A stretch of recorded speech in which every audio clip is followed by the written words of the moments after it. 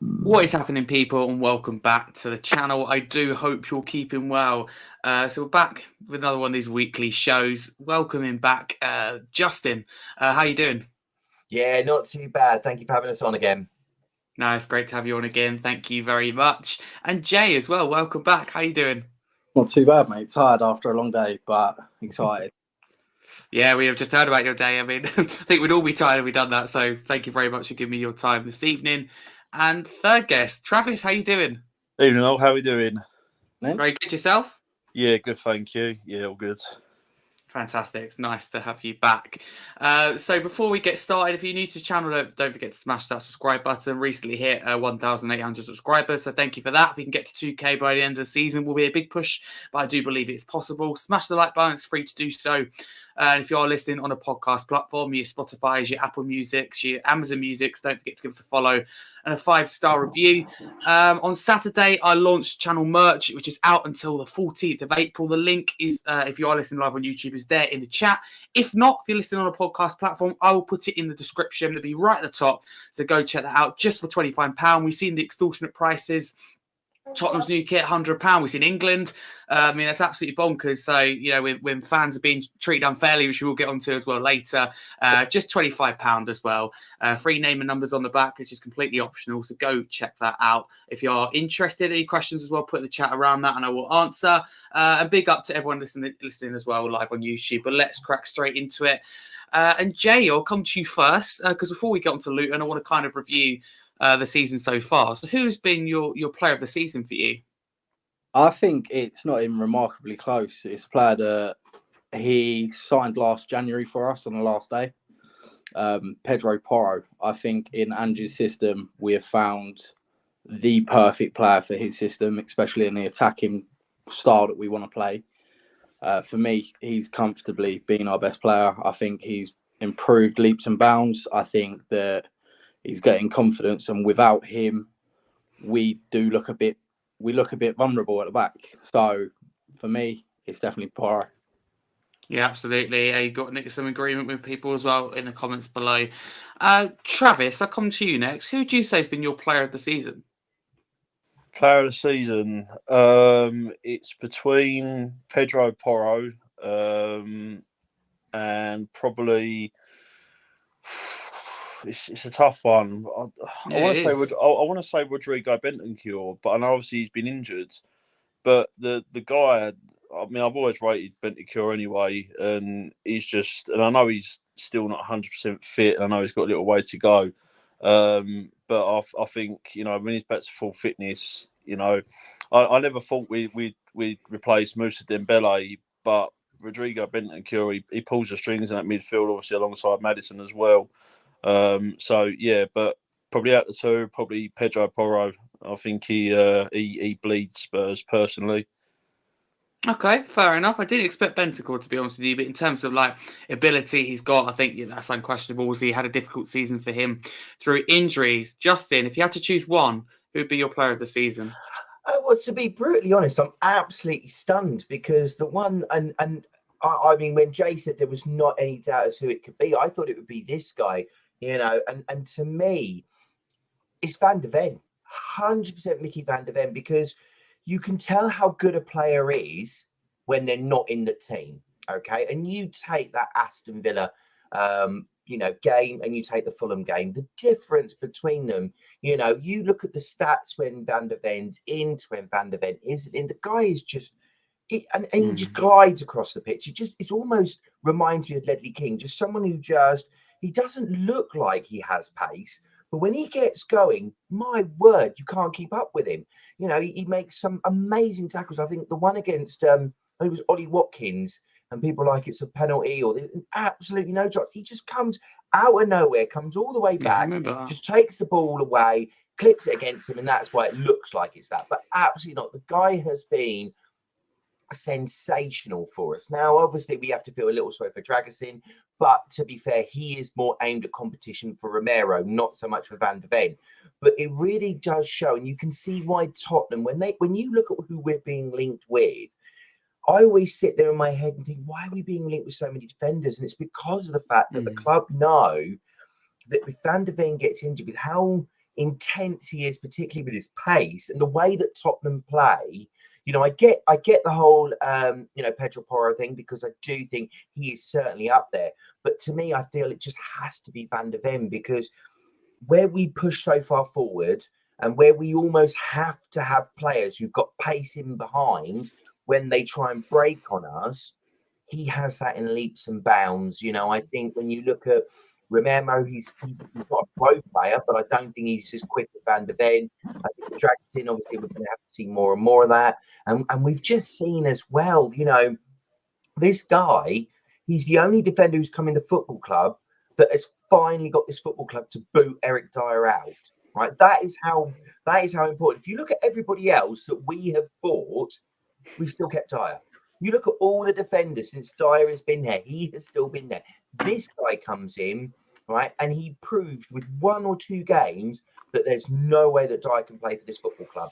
And so, to me, I feel without a shadow of a doubt, and I do agree with Barney on one thing, that, I said Pedro Porro, but I do think obviously Vicario is up there as well. But for me, it's Van de Ven all day long. Yeah, absolutely. For me, I probably am going to say Van de Ven. I think Porro has to be up. There's a lot of players for me that have to be up there. But probably closest for me gets to Van de Ven is Vicario. But I think it's one of those that's really open conversation. There's a lot of different opinions, and I've heard 6, 7, 8, maybe more different players mentioned this week. So for me, it is really, really open. So there we go. But next is the interesting bit, and that is flop of the season. I mean, for me anyway, I struggle to put it on one. But if you could all come up with one, that'd be great. So, Travis, I'm going to come to you first. Would you call anyone a flop in this Spurs team this year? If so, who? Do you know what? I pay myself for saying this, but Dejan Kulusevski. Okay. Do you know what? I feel terrible for saying that, because I read obviously the article that he obviously come out with about how tough it was in his footballing life, etc. And I know he's got a lot of personal issues as well. So, but quality-wise, probably Kulusevski. I mean, there's a couple of players. There's a couple of Deadwoods still in the team. As you know, Højbjerg, he needs to be jogged on, I think. But yeah, for me, it'd have to be Kulusevski. Okay, fair enough. Justin, you got a different player in mind? Well, I disagree on the Kulusevski one. I do get where Travis is coming from, because I do think, when he came in the January, and he was blistering for us, and I think obviously he struggled a little bit. I think obviously, though, he has come out and said that the wing is not his best position, number 10 is his best position. But I think Tottenham rightly will be looking at better quality than that. I think he can be competition for the right side. But to me, there's one player who I think has just been so disappointing, and you couldn't just say this season. You could pretty much say most of the time he's been at the football club, and that'd be Giovanni Lo Celso. The guy he's the Argentinian equivalent of sick note. He plays one game, is out for 3 weeks. I mean, I'd possibly even put Sessegnon, but he hasn't even been on the pitch. So to me, the reason I put him down as flop of the season is because there is so much talent. We saw it again with Argentina, where again he turns up and he puts in an amazing performance. Okay, it was El Salvador, but he still put in an amazing performance. But we know full well he'll come back, he'll have a niggle, and he won't play for 3-4 weeks. He'll then play maybe 20 minutes, and then he won't play for another 3-4 weeks. So I just feel that, he, to me, is one of the most disappointing players, because I know he's on loan at the moment, and Ndombele as well. Those two are just so similar in the fact they've got so much talent, but are just so god awful with it at this football club. I think that window as a whole, because I think we signed Sessegnon as well. It's probably, we went 500 days without making a signing. We made 3 signings, and I think all of us thought, actually, we wish we hadn't bothered. So to be fair, for me, it would have to be the Celso. I mean, in that window, we spent quite a bit of money as well, Justin. That's the frustrating thing. But we spent borderline £200 million on absolute rubbish. And bearing in mind the players we were linked with, this is what was tragic. People talk about the players we bought. We were going to buy Dybala. We were going to buy Coutinho. We were going to buy some top quality, and we bought in that rubbish. No, I completely agree with you. Jaay, flop of the season. Talk to me. Do you know what? and people won't agree with this, but because of how good he was for the first 7-8 games, Basuma, honestly, he showed us exactly what he's capable of up until that Luton game. And it just looked like a player whose confidence was completely drained out of him. The fact that the red card itself is sort of one of them things. Obviously, you boys are in the group chat from the other pod. It's something that should never happen. A midfielder should never get booked for diving. Nobody should ever get booked for diving. People shouldn't dive. But seeing how good he was in the build-up to that, I mean, you could have argued against Manchester United when we played them at home. He was the best player on the pitch. And for him to all of a sudden have the fall off that he did, come back from AFCON, and he's now recently not been called up to his national squad. And we've had such a issue with players with terrible attitudes for years, and he's been called out for it by his Mali national coach. So for me, it's harsh to say him, but it's also harsh to call anybody a flop. We're in a very big transition period so Angie's still figuring out who can play where, what style they can play. But for me, Basuma, just because of we know how good he can be and how he's been. I think Basuma's a good shout. I can understand where you're coming from, Travis, in terms of Kulusevski, although it may be deemed as slightly on the harsh side. I totally get where Justin's coming from with Lascelles. So I think they're all viable shouts. Anyone who's listening live on YouTube has any different players or is in agreement with any of these guys, let me know in the comments below. I don't like the word flop, to be honest with you, but if I had to label one as a flop, it would probably be... See, part of me wants to say Lascelles, though. Obviously, he hasn't got on the pitch that much, as we know. So it probably would have to be Basuma based on what we saw at the start of the season. They just look absolutely perfect for the system. And as you say, Jaay, Mali national coach calling him out. So for me, if I had to label one, it would be Basuma, but I find it hard to choose one. But Jaay, I will come back to you because I want to, kind of think about the whole season so far. What would you rate it out of 10? And, what were your expectations going into the season? I mean, me, along with 99% of the Tottenham fans, said we weren't finishing top 8 without Harry Kane. We would be in a proper slug match. We would arguably lose a lot of key players.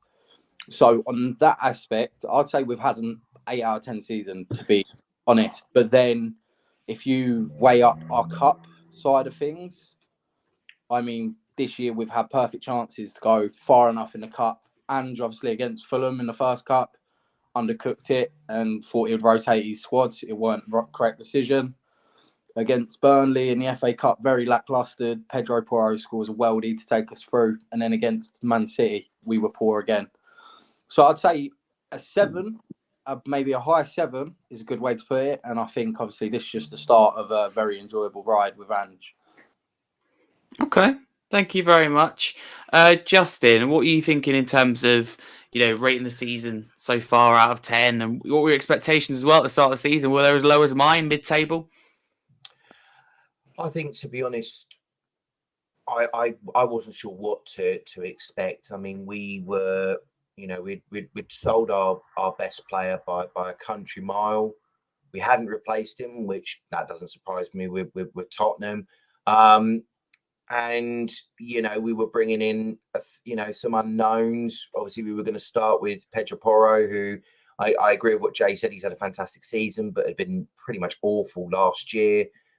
Obviously we had Udogie coming in, and he was a bit of an unknown as well, and I was sort of very much concerned because we still had Eric Dyer at the time, and I think beginning of the season we still had Davinson Sanchez, we had Tongi and Ndombele, we had players like that, and it was sitting there and you think, oh my word, this is what we're going to be still left with, particularly from what we had seen. So I must admit, I was surprised with the, how the season has sort of gone. I think the only disappointing thing, and I think Jaay did allude to it, is Ange to me feels like he's falling into the Tottenham trap, which is trophies are not important, top 4 is important. And when we look at where Tottenham are, and we, people, I've heard this argument so much. You need top 4 to be able to compete with the big boys. We've spent more money not in the Champions League than when we were in the Champions League. We did the 500 days whilst we were in the Champions League. So anyone who turns around to me and says we need the Champions League is talking absolute rubbish, because this club seems to be able to spend money. Just we're only now starting to spend it on quality. So I would probably say a 7, because the bit that disappointed me was, as I think Jay said, was the lack of effort in the cups. There was such an opportunity, to actually have a go at the League Cup, or the FA Cup, and it just felt like, he's falling into the trap of I've got to get top 4 because that's the Tottenham trophy, if you know what I mean. Yeah. No, I totally get where you're coming from. Jay, what were your your expectations at the start of the season, and now, what would you kind of rate out of 10? I mean, my expectations, as I said, they were low. They weren't great. You're losing Harry Kane. You're taking 35 goals and assists out of your squad. So, I mean, looking at it now, if you was going to go on league alone, and the injury crisis, you'd have to give it a 9 even. But it's just one of them things. We can't predict what we had. And, yeah.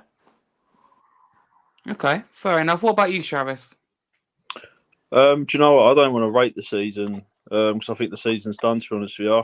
I want to rate Ange Postecoglou, and I'm going to rate him 10 out of 10.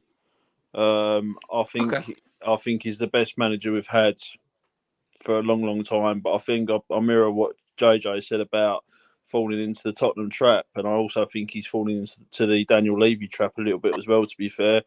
Obviously, as Tottenham fans, we obviously want to see a big summer transfer window. Obviously, I know we can probably get Timo Werner for 15 million. But the thing I like about Ange is obviously we lost our number one striker being Harry Kane, and we never really replaced him because the guy, let's face it, is unreplaceable. But I think he's kind of lifted the team's head up a little bit. But it's just we lose silly games against Fulham the other weekends. That I don't think that's solely down to the manager.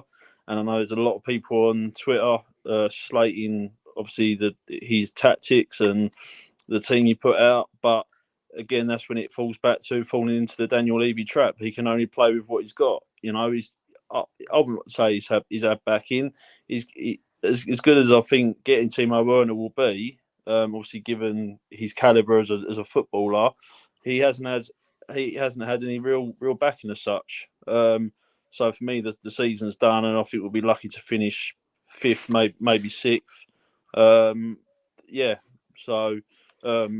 But I hope if we lose Ange Postecoglou, then we're in massive trouble. People that want Ange out just need a bit of a head wobble, to be fair, because I'm team Ange massively, and I think he's the best manager we've had for a long, long time, probably will ever have, to be fair. Yeah, I agree with you about Ange Postecoglou. I completely agree with that, and the rating you're giving him, I totally get that. But what makes you say that the season is over? Do you not think we get top 4? Would you be happy with Europa League? Because for me, compared to the start of the season, I didn't think we'd be in Europe. So what makes you say the season's over? I think obviously losing Harry Kane, I generally thought we was going to finish a lot lower than what we are at the moment. Obviously losing the number one striker, but it's like what Conte said about Tottenham celebrate finishing in the top 4. We've been a top 4 club for the last 4 years, whatever it is. It's not good enough, And if you're gonna compete with the big boys, you've got to beat the big boys. And I don't know. I won't be happy with Europa. No, I'll be happy with Champions League and winning the trophy. But yeah, that's as far as it goes for me. But yeah, Europa League is no good. I know it brings in money. I know it's a trophy to win. Could we not win the Europa League? Whereas never for me get to win the Champions League. No? I think we could win the Europa League. Okay. But I'd rather be competing against the big boys in the Champions League. No, fair enough. I absolutely love to be playing in the Champions League. I think, especially when you're younger, it's the moments you really look forward to. But Justin, I feel like you've got quite a bit to say on this. So I'm going to come to you first. Summer transfer window. What do we need at this moment in time, position-wise? And how many players are you looking at realistically? Well, I mean, I was looking through what Ange has spent so far against outgoings. I mean, he's already spent, not including obviously what has come in, but he's spent over £270 million. Obviously, we had 120 come back in, and I think Tottenham do need to be clever. I think we need to see Joe Rodon get a move. There's no point trying to mess around with that. I know Leeds want him, and I think, to be fair, them getting back in, I think they will spend 25 to 30 million pounds. I think we need Tanganga to seek pastures new. I just read a report that, you know, Sessegnon's got his deals up in the summer, but Tottenham have got an extra 12 months option to extend it. So I think my feeling there is that maybe you just need to, because no one's going to buy him. No one is going to buy him. So to me, I think extending that one, you just need to get him out off the door. I think, you know, and Dombele needs to, you know, I think that's just going to be loans until his contract's up, to be honest. Same with Reguilon. You know, I mean, I don't think he was doing too bad at Brentford. Maybe we could get him out the door there. And the reason I'm bringing that sort of side of things up is because, you know, one of the things I'm hoping for is that, you know, to answer your question, I'm probably going a long way round about it, but we need to get a lot of this deadwood out, and we need to get a lot of money for it, because I think we need to go big. I think Tottenham need to really look at going for big. And I'm fed up of continuously thinking, oh, they can buy potential, we can buy potential, you know, because for every Van der Ven, there's a Brian Hill. You know, that, you know, when you look at all the other type of players, I don't myself have an issue with bringing in Werner, okay, because I think from what we've seen with him and Brennan Johnson, I think that's not a bad option on the left.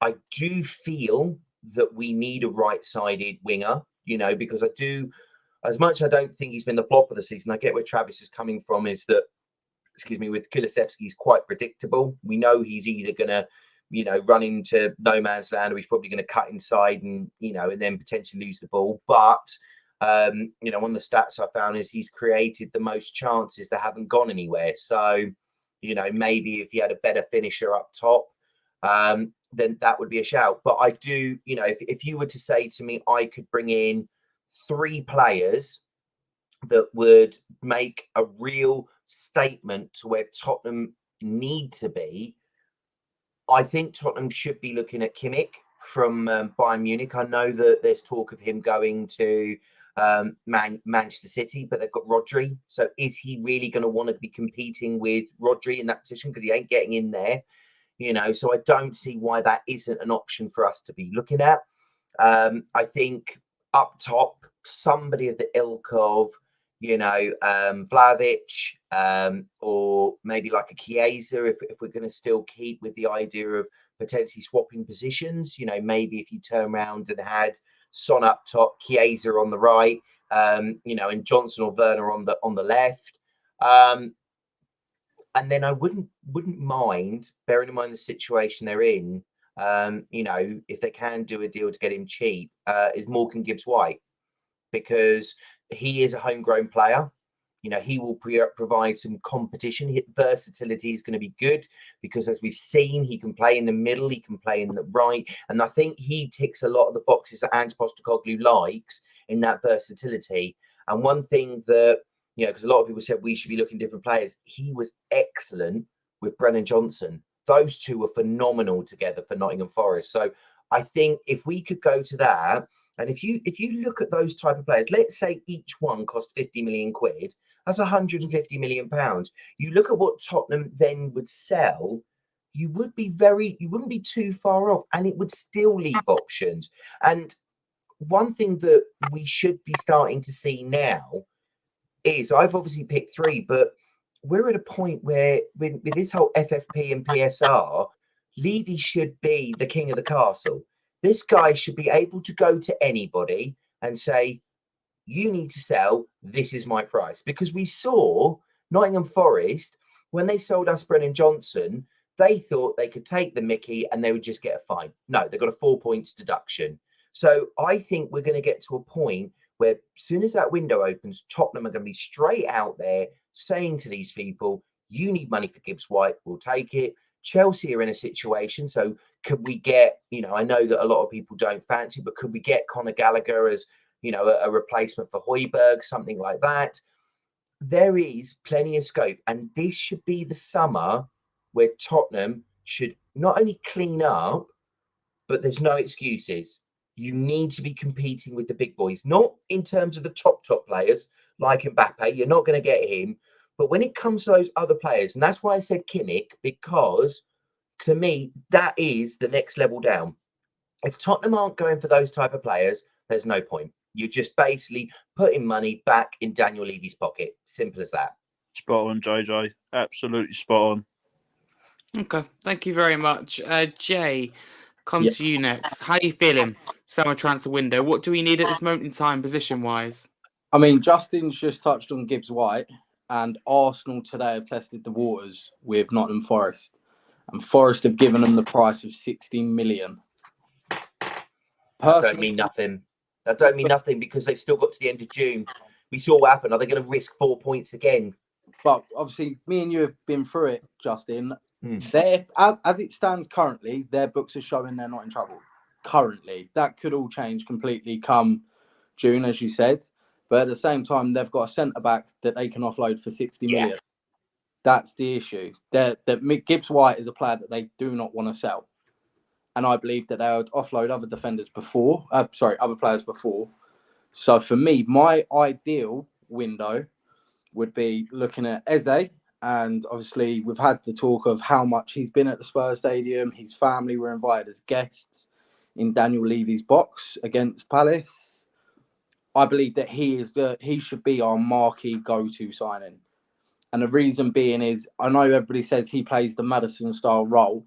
With Angie's system and how the fullbacks push up, he would be pushed central. So for me, he would be my marquee signing. The other one is the Atlanta midfielder that we've been linked with. I'm not going to try and pronounce his name. But he seems like a very versatile midfielder. He could play the 6, he could play the 8, he could play comfortably across the whole midfield. And then for me, it's finding the perfect backup for Van der Ven. I think we've all seen how bad we struggle without Van der Ven. Dragustin against Fulham showed he's not comfortable on that left-hand side. People can say, oh, it's first game nerves. It could be anything. For me, he's an out-and-out right centre-back. So there's no fault against him, obviously, for that. He's playing in a position that's fresh to him, but it would be looking to strengthen there. And obviously, Jared Braithwaite, even though he's being quoted, I believe, 100 million today, so maybe that's a bit of a far stretch. Even be looking at Tosin Adebayo from Fulham. He's up for free. He was magnificent against us. He was absolutely magnificent. Yeah, he's up for free come the end of the season, so there is going to be competition for him. But as Justin said, this is probably going to be the last summer under current ruling where we can go and spend 300 million realistically before our books look unbalanced. So for me, they're the three that I'll be going for. Okay, thank you very much. There you go. So that's what Justin and Jay have had to say. So Travis, all come to you again. Thinking realistically, what are you thinking? Summer transfer window, in and out the club. Yeah, I think Jay and Justin have just completely hit the nail on the head there, and I echo everything that they've both said. I think with Angie's system, he wants to play attacking football, and I think you need the likes of Joshua Kimmich. And I said in the podcast a few weeks ago that he would be a number one signing if we had him in the winter transfer window. We also need a player like Rafinha. We need a player like Rafinha. He's attacking. He's another winger. But we just need attacking players, and I can't think of the youngster that plays for Fulham. He scored a screamer a few weeks ago for them. I can't think of his name now. What position? He's a midfielder. He's only a youngster. But I can't think of it. He scored a screamer against someone a few weeks ago. But yeah, again, with what Jay and Justin have said, we need some marquee signings. You know, if we want Champions League, want to start competing for trophies and being the Tottenham club we should be. I mean, you know, you could go back years ago, you know, back in my dad's era when we had the likes of Paul Gascoigne and Waddle, Hoddle, Ozzy Ardiles, you know, quality players, you know, that won trophies, won silverware, you know, and the proof is in the pudding that we can do it. But unfortunately, I don't like Daniel Levy. You know, he's done me a favour by getting rid of Eric Dyer. That's the best thing he's ever done. But and hopefully he'll get 3 million for him. Obviously, if he does that by Munich and good, he can jog on. But yeah, we need some serious signings. And like what Justin said, we're not going to get people like Mbappe and people like that, Haaland, that, you know, the top of the top. But again, it's not like we can't afford it. And that's the frustrating thing with the club. You know, Daniel Levy's making this revenue into like such a touristy place. And, you know, it's great with the F1 ground and everything else, the concerts and stuff like that. Yeah, it's great with the revenue, getting all the money in. But, you know, and then I'll get on season tickets, which I'm sure we'll probably talk about later on in the podcast. We will get on to that, yeah, don't worry. I mean, you know, it's so frustrating because we have so much revenue coming in, but it's not showing on the pitch. It's really not. And until we get some proper marquee signings like what Justin said with Joshua Kimmich, then we're just going to be the same for the next 2, 3, 4 seasons. But we need a serious transfer window and a serious transfer window in the summer. Okay, thank you. I'm going to add a little bit of balance to this and almost play devil's advocate just a little bit, because I don't want this to feel like it's just a Levy and Tottenham battering show. We've got the season ticket prices coming to as well. For me, I've been very impressed, you know, in the 2 windows that we've done so far. The players we brought in, getting Maddison over the line for me. Vicario, Van der Ven. For me, that's good recruitment. And, you know, we got in January, Dragusin, getting a 3rd strong centre-back, I think was really important. Timo Werner, I think the versatility he brings, and obviously the potential buy option we've got with it, for me is very, very clever. So I've been happy with the windows, you know, that we've seen both windows so far. Of course, I think the summer window is big, but, you know, we said that this summer, and, you know, I think overall, like, considering the team that we had when Ange Postecoglou came in, and Justin alluded to it perfectly earlier, some of the players that we had at the club, we've shifted majority, if not all of them. And we brought in some very key players. And I look at this team and committing Sarah Doggy long-term 2030. I'm quite excited for the future. So I do think summer transfer window is important. Do want to see marquee signings within reason? Absolutely. But I think I'm very happy with this team at the moment. But we will move on. That leads us perfectly, I think, to the season ticket prices. So, Jaay, Travis, I'll come to you first because you haven't been on the show recently. I haven't had your say. So for anyone who doesn't know, the club announced plans to raise season ticket prices next season by 6% and scrap senior concessions. So, Travis, talk to me about both of them. Are they the right thing? Are they the wrong thing? Should there be a U-turn? Go for it. There needs to be a massive U-turn. I think it's absolutely despicable. You know, I could go on to blue in the face about the price of season tickets, you know, and I don't really know what Levy sees deemable to lift these prices through the roof. You know, I struggle to get a ticket to go and see Spurs, let alone a season ticket. And there's people out there that generally can't afford to that give their left arm to have a season ticket. You know, and obviously I've been up Spurs a few times, and I know how expensive it is with the travel, the food, your drink, your program, your merchandise. It's just so expensive, and I don't know what deems it correct to even put it. I mean, 6%. That's a huge jump. I don't quite know how much they are now, but I know they're not cheap. But there's nothing standing out to me as in football wise to deem putting it up as much as what Levy has, But yeah, Levy's just a greedy man, and I don't think it's fair on the people that generally can't get a ticket or they're waiting in a queue for a season ticket.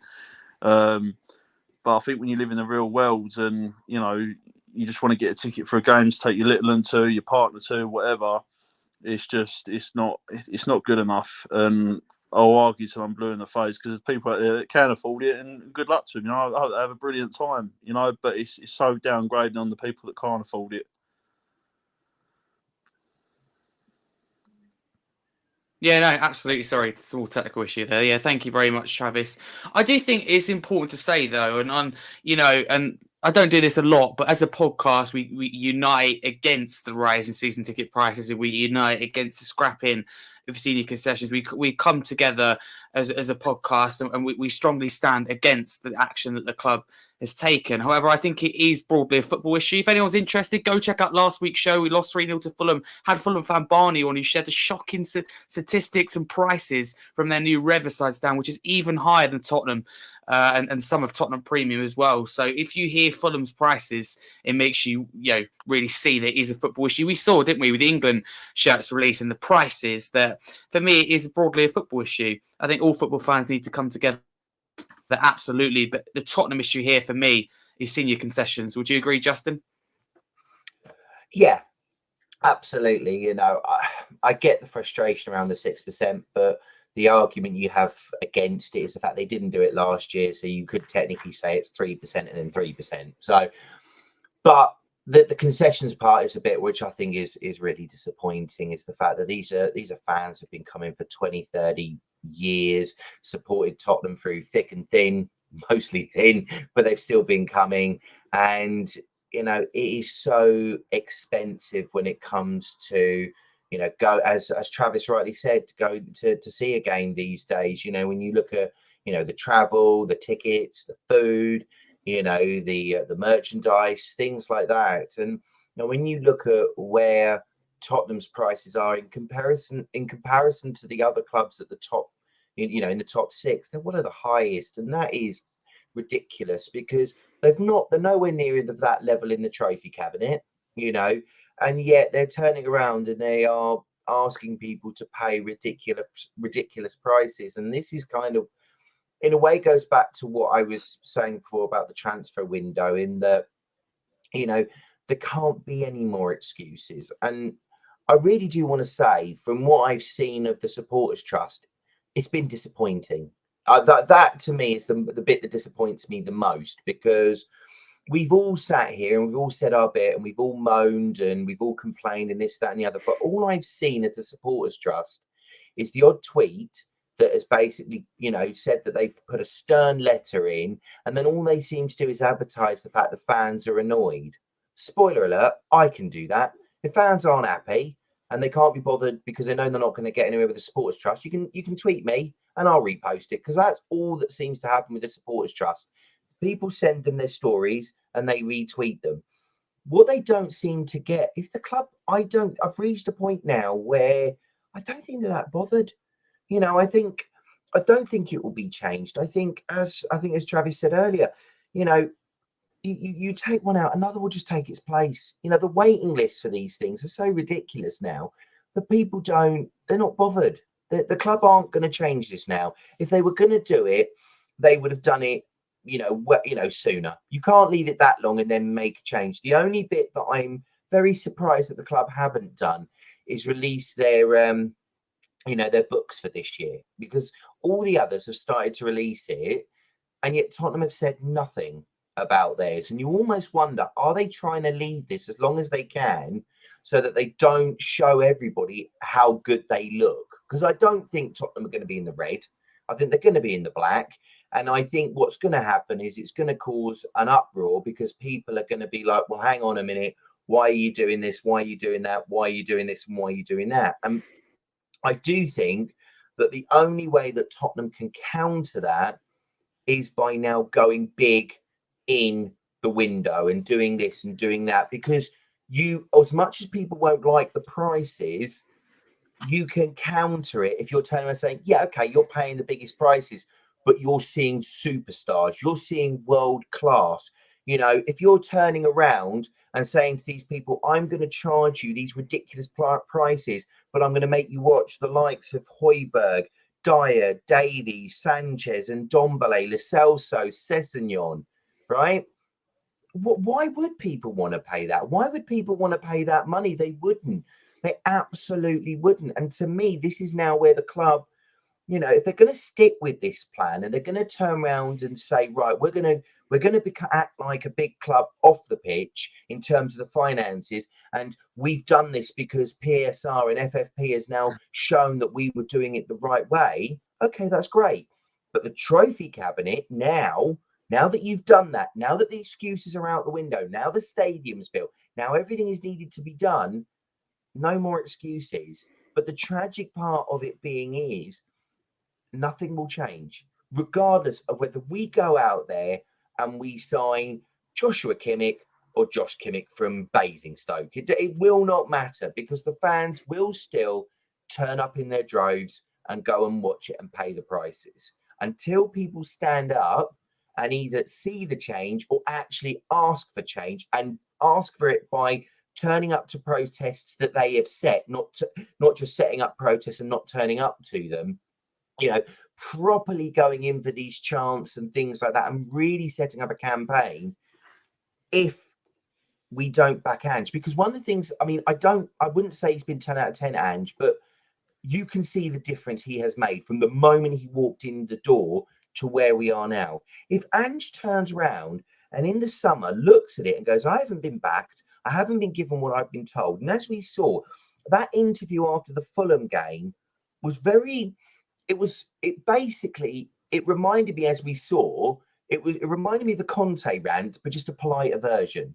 That's what it was. It was the Conte rant with a politer version, which was basically saying, I don't give a monkey's. Top four isn't a trophy. What we need to be doing is winning trophies and competing at the highest level. Conte put that in a very bad light. He threw the players under the bus and got himself sacked, which is really, I think, what he wanted in the first place. But if Ange walks away, anyone else who comes in is coming in for a payday. They're not going to succeed. They might get a top four. They'll slag off the club. They'll get a payday. Repeat. That is what will happen. So unless this summer is big, then what we need to see is that fans actually do something about it. Because it's all well and good complaining and moaning and whining and things like that. But as we've seen, all we seem to be doing is putting angry tweets out there and a little angry letter to the club, and nothing happens because the club know nothing will come of it. That is where the problem lies. Unless things really now carry on this trajectory and we are buying the Van de Ven style quality players and the world-class players that we deserve to see, nothing will change. Okay. No, that's fair enough. Thank you very much. Jaay, I want to bring you in on this, and the season ticket prices increase. We saw 6%, and also scrapping senior concessions. So, is the senior concessions the main issue? Here for you, or do they both anger you? Of course, they both anger me, but the concessions is the main one. You're talking about these generations of supporters that have been coming to Spurs through the 90s, when we went through our terrible era, and they've stuck with the club. They've paid their money to the club. And it feels like every single time this club couldn't do anything worse to upset the fan base, they managed to do it. And Expressions hit the nail on the head. These are the people that built this club. They put their money in. They go, it's not all this funding that we get from Levy and Enoch. You're talking generations of fans that has probably spent tens of thousands of pounds on the club.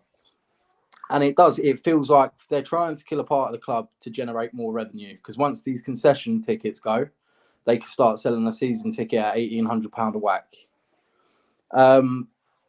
It's just one of them things. It's hard to talk about. As a fan base, you sit there and you see this so-called supporters trust that we've got. And I call it out constantly about how poor they are. But yet they still attend the sit-down dinners that the club provides to them. They go to a sit-down or a meet and greet once a month. They've wrote a strongly worded letter, which to Daniel Levy's the equivalent of giving him a piece of toilet paper. It is nothing but embarrassing. I can't see that because it's But it's the supporters' trust. They don't speak for the supporters. They speak for what's going to get them their views. And then, like Justin said, they'll create a protest or organise a protest. And just like the start of the season, they will not show up to it. They leave fans in the lurch. And then all of a sudden, when something big comes up that they can tweet about and get their views for, they act like they care. If they really cared, the first thing they would be doing is saying, get outside that stadium and fight for the members of the club that have built it. And I'm really passionate about it. I cannot stand the fact that the club are doing it. And as Justin said, it might be 3% over 2 years if you look at it that way. It might be that, but we've taken a 10% decline in losing Harry Kane. We've not proved it. It feels like they're taxing the fans for our failure on the pitch. Something that we can't help, but because the club want to grab a bit more money, they're going to bump the prices. And don't get me wrong, inflation's happening across the UK. There's no denying that. But the fact is, this club feels that it can keep bumping and bumping and bumping without reciprocating back onto the pitch what we're paying for, it's not going to get too long before, as Justin said, Ange goes, do you know what? I'll go somewhere where I'm going to get the backing I need. And don't get me wrong, Justin said we've spent 250 million this season. It's hard to say that because obviously included in that is the Kulusevski deal as well. I feel that... Yeah, and don't forget the Porro deal as well. Oh, Porro, sorry. So realistically, their two signings, whether we got Ange or we got Nagelsmann, they were coming into the club. The club activated them. So we need the biggest summer window. And if we're paying this 6% increase, we need to see value for this on the pitch. Yeah, no, okay, fair enough. And obviously we know it's a difficult subject, sticky subject, if you like, for so many. So do get involved with your own story as well in the comments below. But I do want to move on to Luton. So Travis, I'll come back to you. How are you feeling about Luton on Saturday, and what would your lineup look like? Talk me through it, 1 to 11. These are the games I dread because these are the games that we struggle in. The smaller teams, so to speak. But yeah, you need to go with your attacking 11. Obviously, hopefully Bentancur will start now. I thought Bentancur should have started in the Fulham game. I think the sub should have been made a little bit more early than what he actually did. But there we go. But yeah, I'd play Werner.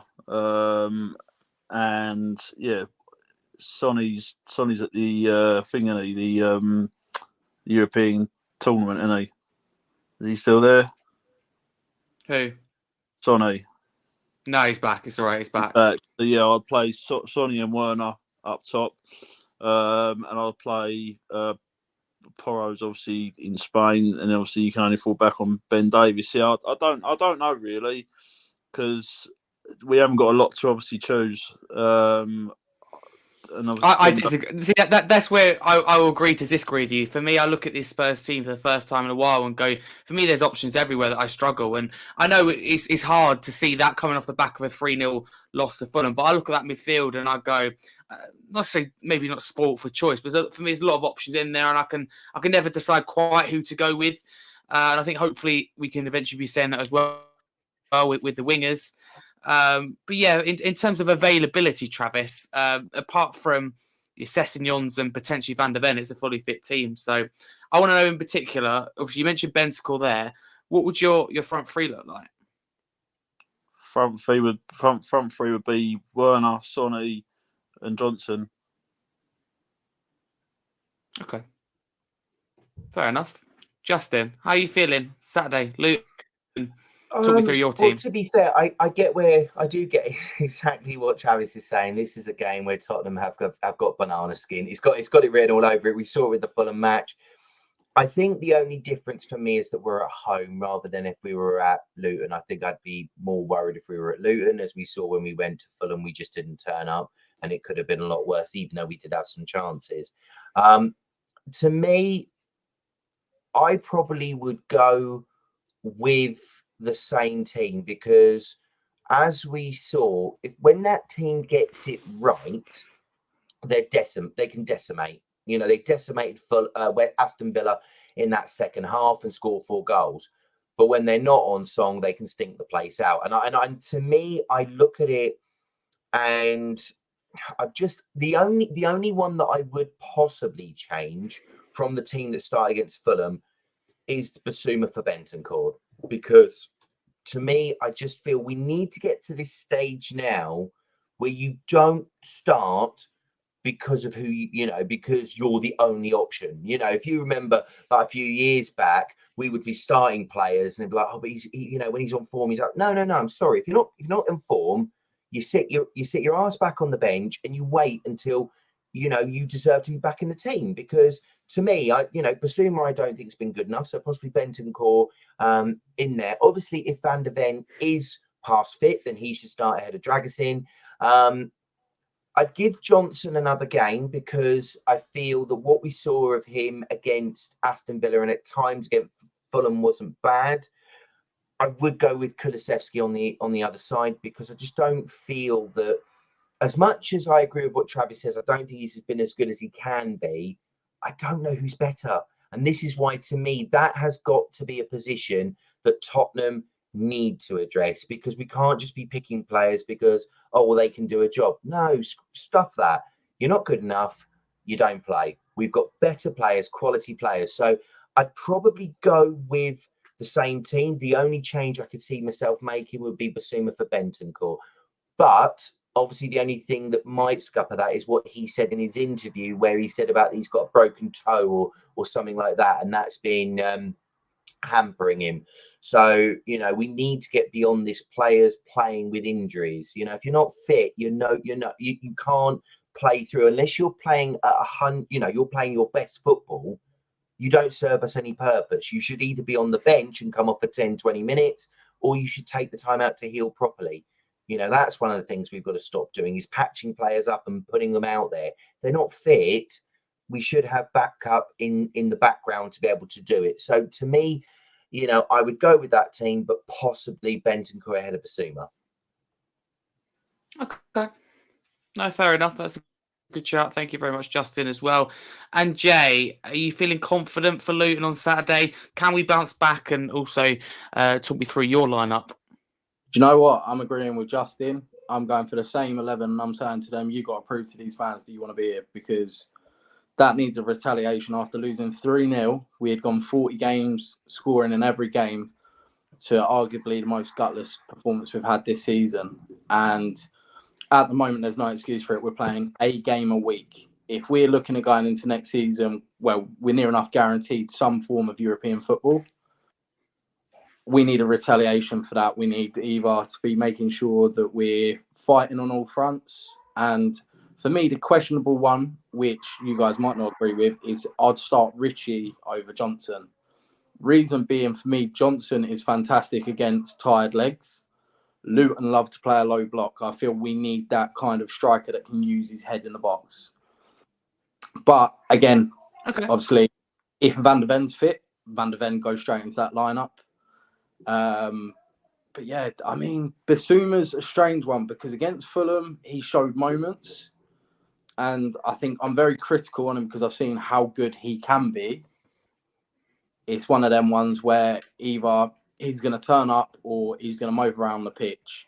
Hopefully, the comments from the Mali national team manager basically said you either fight for your place or that's it, because he's been bang average and that's it. That's all I can really say on it. Absolutely. Aaron says if Richarlison fit, yeah, he will be fit. Obviously, he was on the bench against Fulham, so yeah, he should be fit unless anything's happening in training this week. Richarlison is available. My team selection: Vicario obviously in goal, Porro and Udogie the fullbacks, Romero and Dragusin as the centre backs. I wouldn't risk Van der Ven even if he was fit, unless it was 100%. With the games we've got coming up in April, you need your best team available. Dragusin for me wasn't the problem against Fulham. The game was lost for me in midfield. And that was very clear to see. So for me, it's as simple as that. Midfield, Sarr and Maddison, I'm going to go with, and a little bit of surprise here because I haven't got Basuma or Ben scoring here. It's going to be a little bit unpopular, but I will explain. I've actually got Højbjerg in here, and that is for me for a bit of stability. I know it's very unpopular. A bit of assurance in there, experience. I looked at us against Fulham, I thought a bit rash. It looked like inexperience. Fulham used their experience to be wisely, dominated, got control of the game. I felt we just lacked someone like a Højbjerg to go, look, no, let's not panic, keep doing what we're doing, because we're good at it. So I think, Højbjerg, that's that kind of player. So for me, I'd put him in there, and I stand by that as well. Front three, for me, Richarlison has to come back in there. I miss that vocal point. So many times we get good in positions. And I love Son. There's just nothing to aim at. So for me, Richarlison comes back in. I want to keep Werner in that team. I'm a huge fan, whether it's left or right. And for me, it'd be very harsh to drop Son. So that'd be my front three. You can kind of alternate. I love it because you can, anything can play in any position. But I'd probably be leaning towards putting Son on the right and keeping Werner on the left. Because for me, Son looked, Werner looked very good on the left when coming on against Fulham. So that is my lineup. A little bit bold. But there we go. But moving on to score predictions. Justin, I'll come back to you. Score prediction. I think I'd be stunned if we don't see a reaction. I think if we if we have a similar performance like we did against Fulham, I think that's going to potentially start to see our season unravel. I think it, obviously it will depend if Van de Ven's starting in terms of whether we concede or not. I'll say he isn't going to start, so I think it'll be 3-1 Tottenham. 3-1 Tottenham, yeah. That's what I'm leaning towards, 3-1 Spurs. Travis, score prediction. Obviously, you said you're worried. Do you still think we'll win? Yeah, I'll go with what Jay said. After that absolutely horrendous performance against Fulham, but I'm still going to go 3-2 Spurs. 3-2 Spurs, so you're going a little scraping the win, but all important 3 points. Jay, score prediction. See, I've now thought about it. I reckon if we have Højbjerg just shoring up that midfield, and Højbjerg's a player that will put 2 games out of 10, and he'll have a really good 2 games, and he'll have 8 terrible games. If we have him playing well, I'm confident enough to say maybe 3-0. But I think the realistic score is going to be 3-1, dependent on how we hold that midfield. Okay. Fair enough. We've got a comment here from Barney. He says 2-1 Spurs. Bring out the right one. Yeah, 2-1 Spurs there. We've got 3-1 from Jay. So there we go. I'm leaning towards 3-1 for me as well. We've got 2-0 as well. So if you are listening live on YouTube, do get your score predictions in the comments below. But it's a game that Spurs, for me, just do have to win. However, we may do so. Before we get on to the questions that people put forward for the podcast and a mini little FPL update, I want to discuss whether we will get top 4 or not. Travis, I'll skip you out if you don't mind, because you already said you don't think we will get top 4. That's absolutely fair enough. But Justin, at this moment in time, who is in the driving seat for top 4 and who will get top 4? Villa in the driving seat because they've got points on the board.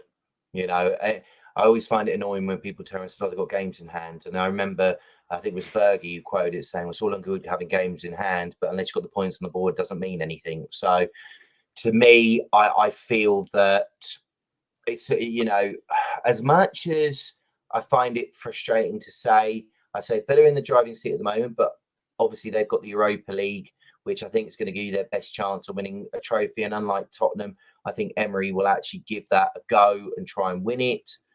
I hate to say it, but part of me feels that it could be Man United, because I just think that it will mean more to them. Yeah, because I think obviously they've done it before. They have got players who on their day can beat anybody. And I just think, obviously, the difficulty we've got is we have got to still play the top 3. So, and I think if I'm correct, 2 of them were at home, 1 we're away for. So, unless, and that's why I agree with what you were saying about the Luton game, that we've got to get these points on the board, because if we continue to stumble and drop points here or there, then, yeah, I don't see it. So, I would say that Villa at the moment are in the driving seat, but if I had to put some money on it, I'd stick my neck out and say United. I would. 100-1 odds. Yeah, well, if you do that, it turns out then you'll have quite a few money. But I wouldn't be betting on anything the Spurs are involved in. I've learned that quite a few times from having to wear rivals kits. So it's not been a very nice experience. I was reminded that 1 year anniversary the other day. So we'd all be doing that again this year. Please, Tottenham. Jay, top 4 possible, and will it happen? Oh, top 4 is more than possible, and I disagree with Justin. I agree with Justin. I believe Emery will prioritise winning the Europa League over aiming to finish top 4, just fighting for top 4. And the reason being, Aston Villa historically a big club, and they've been an inactive giant, much like us, for many years. I believe if they were to lift that trophy, you look back to back, we've had West Ham last season, won a trophy. Aston Villa are going to win that trophy. And I believe that they're going to, if they get into the semis or the finals, they're going to put all of their eggs into one basket, and it leaves the door open for us. The other interesting point as well is, I know Justin was saying Manchester United, as it currently stands, if they were to finish 4th and get Champions League football, they cannot play in the Champions League. It depends on Nick's doesn't it? Wherever they can't play the same competition as Nice, So, can they? if Nice qualify for the Champions League due to SJR's full ownership of Nice, Manchester United, even though they are only 25% owned by Ratcliffe, cannot participate. So what would happen then? Would they be dropped to Europa League or just scrapped altogether? I believe they'll be dropped to Europa League, but then again, money gets thrown about, and before you know it, you've got two teams probably playing in there. But top 5 secures Champions League, depending on there's no big upset in Liverpool, and I believe Villa, top 5 would get it. I would much rather play in the Europa League because I believe it's competition that we could genuinely go all out for. It gives Ange a chance to bed his players in against pedigreed teams before the following season fighting to be in that Champions League. I'd rather be a team that can go out and win a trophy, which is brave saying as a Spurs fan, than a team that's going to be in a competition to fill it up. Yeah, absolutely, and it's been going through the comments as well. For me, 5th place will pretty much certainly guarantee Champions League football as well. So I do think, if I'm honest, I had to stick my neck on the line. Although I do think we've finished 5th, I do think we'll be to play in Champions League football. For me, that's absolute credit to everyone associated with Tottenham Hotspur, in particular, Ange Postecoglou, and then the players themselves who really bought into the system and ultimately delivered. When Harry Kane left, for me, expectations from all of us Spurs fans, whatever people may say now, was very low. I didn't think we'd be in the Champions League. I know people say, "Oh, we've done it before," etc. But in a first season, you can't really expect us to go out there and compete for the Premier League title, despite we were at the start of the season, or win this and win that. So overall, as a first season goes, for me, you can't really get that much stronger than that. Of course, I would have liked a cup run, treat the League Cup more seriously. For me, that's Ange's biggest mistake so far. We will give a quick FPL update before we get to people's questions. Obviously, it hasn't changed, but for people who didn't hear it from last week, Mickey Race is in 1st, Tom Carr in 2nd, Tim McCoy in 3rd, Mark Sweeney in 4th, Luca Fagna in 5th, Tommy C in 6th, Sean Holder in 7th, Will Savage in 8th, Kai Gott in 9th, Rob Perry in 10th. So that is the top 10 of the FPL League. And we've still got 117 teams in it. I don't even want to say where I am, so I'm going to completely ignore that. I think you can get the gist of it right down the bottom. We'll move on to people's questions now for the podcast. If people don't know how it works, go around one by one and ask the panel their thoughts. So, Justin, I'll give you the first one because Jay says in the YouTube chat, one player in the summer you'd want to sign for Spurs and what position? Well, I think if I had to go with looking at the situation and looking at what we should be looking at, obviously he's saying one player. I think I'd probably go for Chiesa at Juventus. That to me would be an absolute. That to me would be a big statement signing. That is it. It fits a position. And I think that is something that is statement. I get, obviously what Jay was saying about Eze. I know that Tottenham are looking at him. And if you were to turn around and make a massive statement about where this football club should be going, I think it would have to be Chiesa from Juventus, definitely. Okay, fair enough. Travis, I'll give the next question to you. Hotspur reports say, do you want Spurs to make Timo Werner a permanent signing for 17 million euros? Yes, I do. I think he's still young. I think he's got a lot of potential. Obviously, done well for Chelsea. Not too bad for RB Leipzig. So yes, I would, and I think he will thrive under Ange Postecoglou. Yeah, for me, it's an absolute no-brainer. Wherever you stand with the ownership and the club, etc. For me, it is a no-brainer. The versatility, experience he brings. Yeah, maybe not be able, not getting any younger, and he struggled at Chelsea, as we've alluded to in previous podcasts. But a lot of pressure was put on him in that first season. But we've seen him produce that first season for Leipzig. The goals are there, and I thought he looked really good when he came on against Fulham. And it's a player that's crying out to come on earlier. And as a defender myself, you'd be worried going up against Burnley. You don't know which way he's going to go. Johnson, Kulusevski, they're quite predictable. Even Son, I'm afraid, is quite predictable. Werner, for me, offers just that little something different. Jay, Barney says, what Luton players stand out for you for the ones to watch out for? For me, I think of Barkley, Townsend. Are there any others? Alfie Doughty. He is the most dangerous player on the pitch for Luton every game. regardless, you give them a dead ball and it's a concern because of the pure size of their players. They're great aerially. And for me, he's a player that I want Spurs to go for in the summer, depending on Luton's situation. If they stay up, I believe his loyalty will keep him there. If they go down, then he's a Premier League proven player. He's proven it this season. And yeah, for me, he's the player that I'm concerned about.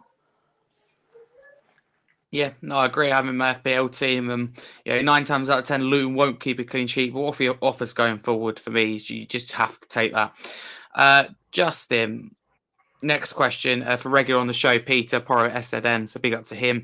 He says, which Spurs youngsters are you most looking forward to seeing implemented in the squad, or let's say seen on the pitch, if you had to choose? To me, I quite like. Because we tend to have like 2 or 3 options up top. So I think it's Santiago. He's been in the youth system for a little while. I think it's Sunset Bell that we got from Chelsea. He's looked, pretty good in terms of where the under 21s are. And Will Lanarkshire, I do think looking at what I've seen in terms of youth players, with an area that we seem to have struggled with sort of adapting and getting someone to come through, I'd probably have to say Will Lanarkshire. I think with how he's tearing up in the under-21s, I think he should be given more minutes, and especially potentially be given an opportunity to, because I think he could do a dance like more than perhaps what we're seeing from Richarlison, especially if the rumours are true that the Saudis do want to go big for him. Okay. And Justin, actually, as you mentioned, Richarlison, another question to put you on the spot. Where you stand with Richarlison in terms of keeping him, selling him, is there kind of a price where you go, I'd listen to offers, or that's a definite yes from Saudi? I'll be brutally honest. I think if this is Daniel Levy, it's got 100 million written all over it. He's not. I don't think he's worth that. But let's not forget, these people paid stupid money for players. We're hearing talks they're going to go big. They want to make him a marquee signing. He's Brazil's number 9. If this is Tottenham, with Daniel Levy, there's no way he's going to accept 50, 60 million. If you're turning around and seeing them looking at Neymar for 80 million pounds, and he wasn't all that special as he was leaving PSG, and you're seeing some of the numbers that they've been buying other players for, I think it's going to be 80 plus million for Richarlison, because I just know that Daniel Levy will see them walk in and the first thing he'll think is, ka-ching, how much can I take you for getting this player? Because I know damn well I'll use that and I'll get better. Okay, fair enough. Jay, next question for you, because big up THSC Arabe, who says, do you think Ange needs to adapt into making us more defensively secure instead of just relying on Van de Ven's pace? It's a very good question. No. Simple answer. Ange is setting his way. His way is how he wants us to play. He wants us to play attacking football. Do I believe his in-game management at times can be a lot better and he could adapt to it? 100%. But the issue is we've got a manager that says, I know my way. I know my identity. I know how I want his team to play. I feel that Ange gets let down sometimes by the players' availability that we have at times. Obviously, not due to any individual player, but we've struggled with injuries. We've struggled with players possibly playing through injuries. I mean, Ange has got the whole fan base absolutely buzzing with how he's playing, to the point of people want to go to games and people want to see the attacking football. If he was to change that, then he would lose the identity that he's stamped on his club since the first day he come into it. So I don't believe he needs to change it. I believe just how we're playing, but we can improve the quality within the whole squad. Yeah, absolutely. I do think we lost our way a bit, if I'm honest with you, at the start of the season. Never expected us to keep it up to that level. But I haven't seen anything like a Chelsea where we don't necessarily give anything, but I haven't quite seen that to that extent. I thought Fulham, Gerrard would come back, would score a couple of goals. It was just nothing. For me, it felt like damage limitation. Who knows why that was? Travis, Harry says here, question's already been answered, but you haven't answered it. Which Luton player for you will cause the most trouble? So have you seen Luton this season, Travis? If so, anyone you can identify you think will cause problems? Yeah, I can't remember a lot of their players, to be fair, which is quite bad. But Sorry. one there, I can't think. I can't. He's a striker. I can't think of Carlton his Morris. name. No, Adebayo? Is it Adebayo? no. You got Tahir Chong. He seems to, Tom. be quite Tom. active and That's it. really sort of put himself about. Yeah, To be fair, Tom. he causes a lot of problems. Yeah, Chong. Yeah, 100%. Yeah, yeah. I don't know how old he is, but the guy's obviously got a lot of potential, and I think. I don't think he's old at all, to be honest with you. Yeah, I think I he's very young. think Luton go down, I can see a couple of Premier League teams sniffing around him. To be fair, he's another player that's Premier League proven. I think so. Yeah, Chong. Okay.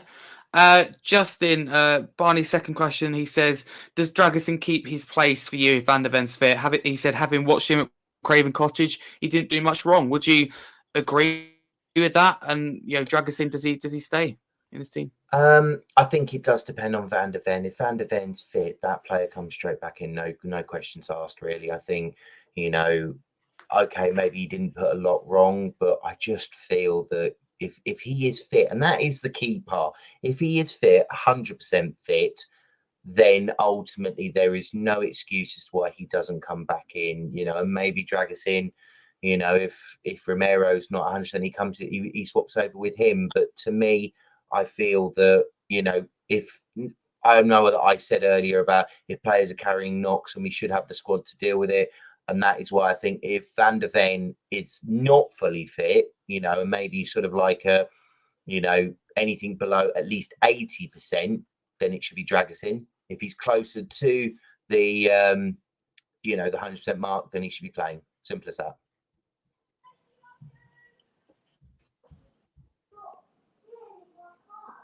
Is Harry there? I didn't think my answer was that bad. I mean, just whilst Harry's not there, obviously, the Van der Ven situation, Mickey Van der Ven said it only felt uncomfortable. And and to be fair, I think the key part is he's had a couple of weeks out where, as you said, it's more been recuperation. So, and I think that would have done him some good. It would have given him time to obviously have sort of set from, from there in terms of what we would have needed him to do. And this is why I don't have an issue with Dragusin plays, but if he is fit, and he's rested up, because let's not forget, he didn't go off with Holland. He's at the time back at Hotspur Way, sort of refreshing. So, to me, if he's fit, then he starts. If there's doubts, then it has to be Dragusin. Yeah, no, absolutely. Apologies for my technical issues. There, as usual, wouldn't be a Monday show with it without a little technical issues. Me thinking, it's been all right up until now, but as always, jinxed. Jaay, I'll give you the last question, the third and final question from Barney, who says, who's your most improved Spurs player under Ange Postecoglou? For me, I think about players like Porro. Who stands out to you? It's a hard one. We've got a reasonably new squad as such. Obviously, we've had Udogie. And obviously, I think the easy answer is Porro, simply because we see how hard it was for him to adapt necessarily to the Premier League last season. He was playing in a very defensive-minded squad. Along with that, I'm going to really push the boat out. Ben Davies surprised me this season when he did play. We're not talking. Yeah, I agree. We're not talking a £50 million player in Davies. We're talking a player that come into a squad after a complete implode against Chelsea, where we lost 80% of our squad. We lost a lot of identity in the way we wanted to play. And I believe, okay, he's not a player that's going to put 10 out of 10s in every game, but he held his ground. So for me, obviously, the simple answer would be Porro. Really deep diving. Ben Davies has impressed me compared to how we've seen him play in seasons before.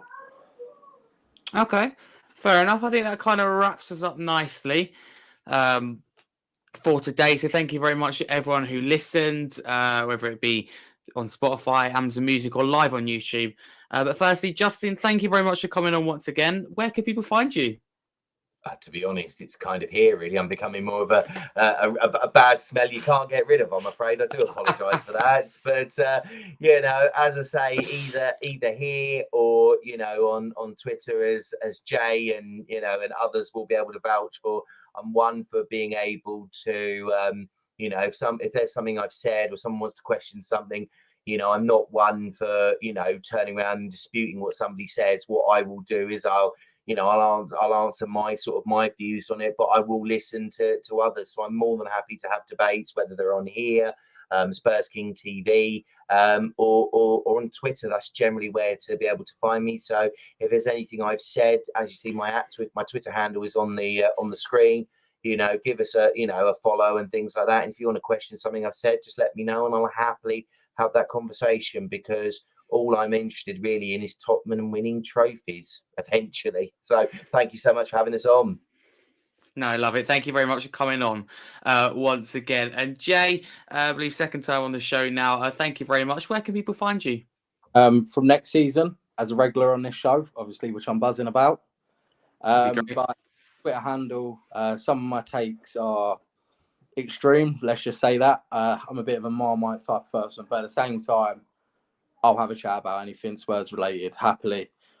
Me and Justin have had our fair share of debates over the times. They've been civilised, to be fair. They have been civilised. But yeah, on Twitter is the main place you'll find me. And obviously from next season, I'll be on here as a regular. Yeah, it'd be absolutely great to have you on board. So thank you very much. Travis, the third regular on the show, I think it's fair to say. Obviously, you haven't been on for a while, so thank you very much for coming on. Remind people, because obviously you haven't got your handle there, where can people find you? Yeah, absolutely brilliant to be back on again, Harry. I've been itching to get on here all week, to be fair. So I've had a bit of a bad week, to be fair, my fiance and stuff, but things are improving. Love being on the show. Obviously, Jaay, absolute pleasure to see you again, and Jaay, absolutely delighted for you to be a regular on the show next season. Can't wait for your debut. Harry does a brilliant show on here anyway. You can find me on Twitter @officialcaster. I am also creating my own YouTube page soon for mental health awareness within children and adults, which is something I'll be planning in the next couple of weeks once things settle down a bit. I have got a little girl on the way as well, just to let everyone know. I had a gender reveal last week. So got a little Yadette on the way. So yeah, she'll be first or second. But first or second child. It's my first, my partner's second. No. Enjoy it while you can. Yeah, she'll be well educated for the minute she pops out. So yeah, but yeah, you find me on Twitter @officialcaster, and hoping to get people on board with my mental health page once it's up and running. I know, Harry, you said you take part, obviously, with your very good friend Barney, who I've also got a lot of time for. The guys, they both are just brilliant at what you do. And I say it every time, for neurodiversity and autism. So again, keep up the brilliant work. You are amazing at what you do. Oh, very kind. It's really nice to see you back, Travis. But go check all these guys out on all socials. If you want to follow me, you can there, Harry Scarf22. But as I said, do check all these guys out. Subscribe to the channel, Scarfy Spurs. Let's get to 2K. That'd be massively appreciated. Smash the like button. Helps more people see it. As well, if you are listening on a podcast platform, Spotify, Amazon Music, don't forget to drop us a follow and a 5-star review. Also, pause the episode if you are. Head over to YouTube, search Scarfy Spurstal, and don't forget to subscribe. Channel merch available until the 14th of next month. So that's the 14th of April, available for just £25. If you are listening live on YouTube, the link is down there. Go check it out. Let me know what you think. And it will also be in the description if you're listening on Spotify or Amazon Music. Task is to sell 10 of these. So thank you very much to everyone who's registered their interest so far. Obviously, we see and we've discussed sky-high prices. So you could definitely save money with that. And obviously, big up to everyone in the chat. Big up for all your questions. A lot of congratulations, Travis, there. So absolutely. Thank you. So go check all these guys out. And as we always say, come on, you Spurs. Come on, you Spurs.